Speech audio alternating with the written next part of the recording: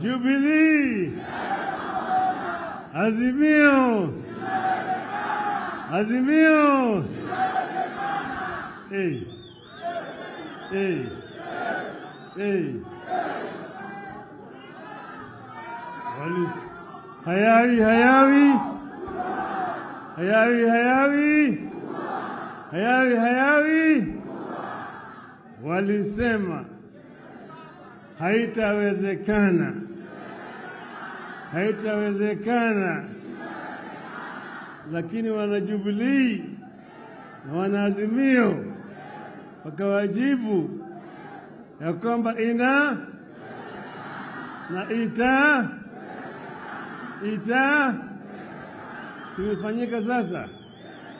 Jubilee imefanya wajafanya, Azimio imefurahi hajafurahi. Sisi tumekuja hapa kama wanaazimio kuunga mkono ndugu wetu hapa wa Jubilee. Nataka kutoa shukrani sana kwa ndugu yangu Uhuru Muigai Kenyatta kwa kusimama imara na kuhepa vitisho vyote na kusema ya kwamba Jubilee itafanya mkutano siku ya leo. Sasa mimi nimesimama hapa kama mwanaazimio. Nataka kuongea sasa kwa niaba ya Azimio yote. Kuna maneno ambayo mimi nataka kuongea na wale wengine huko. Nitaongea kwanza kwa Kimombo ili wasikie vizuri. Baadaye nitafanya Kiswahili kidogo. On behalf of Azimio, I am honored to join you at this special National Delegates Convention of Jubilee Party, which also serves to kick off the rejuvenation of all Azimio parties.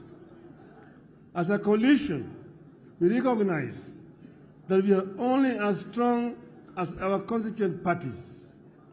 A strong Jubilee is therefore a strong Azimio. Two, let me take this early opportunity to thank members of Jubilee Party for the passion with which they embraced my campaign and the votes they cast for me as presidential candidate in the face of monumental fraud and lies.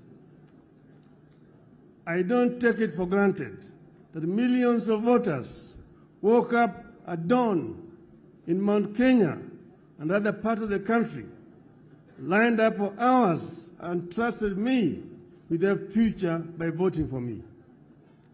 I urge you not to give up on that dream of a regime governed by empathy for citizens, honesty, and accountability. The lies Kenya Kwanza sold and continue to sell significantly will be severely compromised. Uncouth manners and barbaric politics will be cemented in huge sections of our land where leaders with such credentials want to hold sway. The end game is for Kenya Kwanza in its scheme against Jubilee is to give itself a supermajority in parliament that will enable it to amend the constitution towards its desired goals, including possible removal of presidential term limits.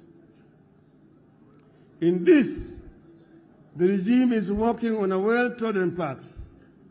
Kenya Kwanza is working on an arrangement similar to that of 1964 that saw KADU walk across the aisle and join KANU without its members of parliament having to seek fresh mandates. Kenya Kwanza wants to ensure Jubilee as a party does not continue to exist on this side of the aisle. They want Jubilee dead in the same way KADU did, after which Kenya Kwanza will try to enact the train of events that saw Kenya become a de facto one-party state from 1969 before being made a de jure one-party state one afternoon in 1982. Kenyans need to appreciate that the desire to kill alternative forms of political organization is the initial step on the path to a full-blown dictatorship. Next will be a freeze in the people's participation and representation in political affairs of the nation. Next, the rate of participation in critical national activities like voting will diminish.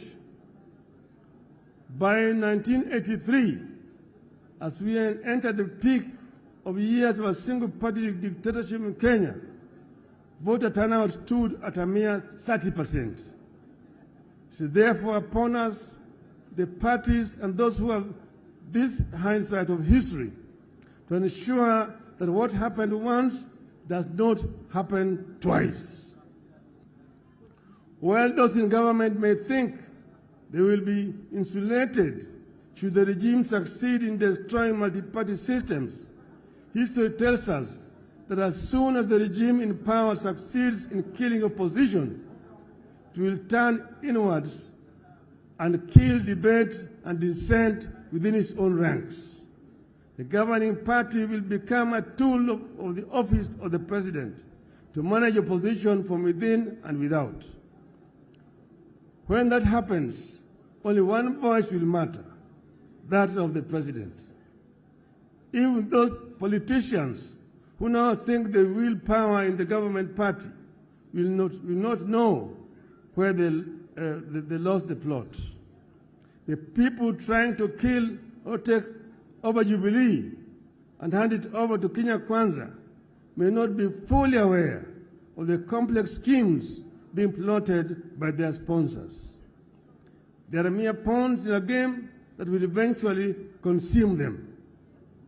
Kenyans will recall that one afternoon in 1982, a few excited members of parliament set and approved the making of Kenya a one-party state.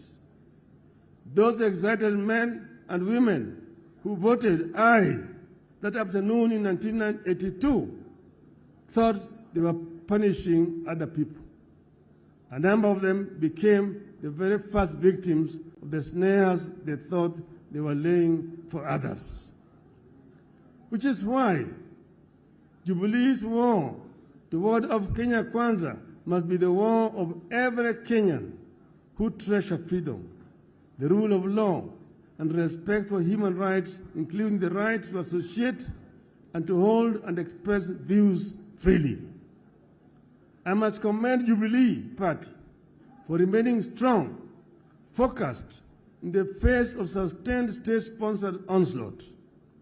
I am happy that the party recognizes its responsibility to Kenyans to defend and sustain our hard-won multi-party system.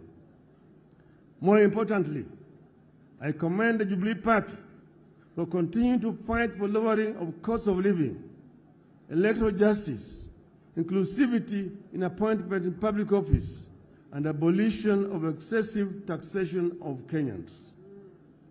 I want to assure you that we will fight this battle together and we will win it together. Failure is not an option. Failure is not an option. As we push for respect for political parties, I want to make a heartfelt call on our country to respect leaders who have served our nation and handed over the baton to others. In the recent months, you have seen very uncouth, very primitive, and unwarranted attacks on the person and property of His Excellency Uhuru Kenyatta and his family, including the founding president, Mr. Jomo Kenyatta. Shame on them. Nothing could be more uncouth than what we have witnessed in this regard, especially when it comes from men and women who call themselves leaders, who expect to be respected once they retire, unless they plan to die in office. I must commend my brother and our fourth president, Uhuru Kenyatta, for the dignity and decorum with which he has borne the insults and abuses for the sake of the stability of the nation, the peaceful coexistence of Kenyans, and the dignity of Kenya's presidency. I personally thank Uhuru for choosing to fly high when they have hit an extreme low. I call for respect of retired leaders, not because Uhuru is with us in Azimio. I said because it is what I believe in, it is what civilized people should do and believe. It is what happens in civilized nations. Kenyans will recall that when NAC took power in 2002 and excited cabinet ministers bayed for the blood of the then retired President Daniel Arap Moi, I said no. I said no to the intended frustration of a man who had held various leadership positions right from before independence, ending up as our president for 24 years. As I said when we launched Azimio in Nakuru on 16th of August 2021, you must cleanse this land of the spirit of anger and bitterness, revenge and entitlement that the presidency continues to ooze. You must also build electoral systems that are resilient, transparent, accountable, and respect the wishes of the voters as expressed at the ballot. You believe that when leaders and governments lack popular support, as is presently the case, accountability, empathy, democracy, and good governance cannot be expected, and the nation cannot move forward. This is the tragedy that afflicts this country today. It is the reason enough for that well-known primitive voice in Kenya Kwanza to stop losing sleep over an imaginary handshake. Kenya Kwanza is too shady to be embraced.